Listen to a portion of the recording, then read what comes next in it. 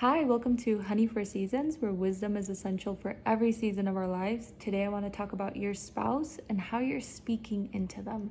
So, Proverbs chapter 18, verse 21 says, "Death and life are in the power of the tongue, and they that love it shall eat the fruit thereof." And so the question becomes, are you building up your husband or wife, or are you tearing them down with your words?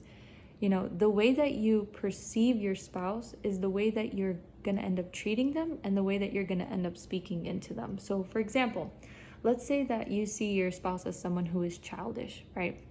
The way that you're going to speak to them is as a child, and the way that you're going to treat them is as a child, right? And so there's a saying that goes, wives, are you speaking into the king that's in your husband, or are you speaking into the fool that's in your husband? And vice versa. Husbands, are you speaking into Lady Wisdom that is in your wife, or are you speaking into Lady Folly that is in your wife? And who do you want to see come to be? Who do you want to see your spouse as? And who do you want to affirm them as? If you're perceiving your spouse in a way that does not align with the word of God, and you know that your perception of them is incorrect, you go to God and you say, God, help me perceive my spouse the way that you perceive them.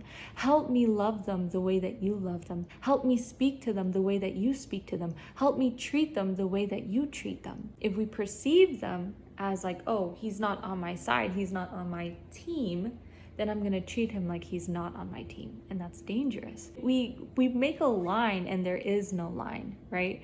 Remember that in Proverbs 31, it talks about how the wife can either build up her household or tear it down. And we wanna be wise. We wanna build it up, and we wanna be that safe haven for our husbands. Like, imagine your husband is having a rough day and then he can't even come to you because you're just nagging on him. You don't know the hard things that they have to deal with in private. Let us be that safe haven for them, that place where they can be intimate and joyful and just content with their life, where they can find rest rather than more issues. So ladies, love your husbands, respect them, submit to them, honor them, give them words of affirmations, words of encouragement.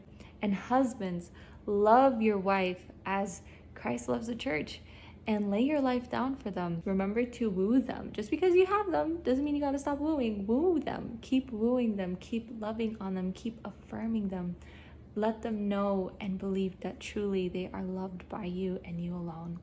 And that you as well can be that safe place for them, where they can just be vulnerable, And just know that when Christ is in the center of the relationship, it's always going to work out in the end. But I pray that this has encouraged you in some way. I pray that it's a good reminder for you to just keep speaking life into your spouse. And if you're not in a relationship, I pray that this would be a good advice in the long run that you can use when you are married.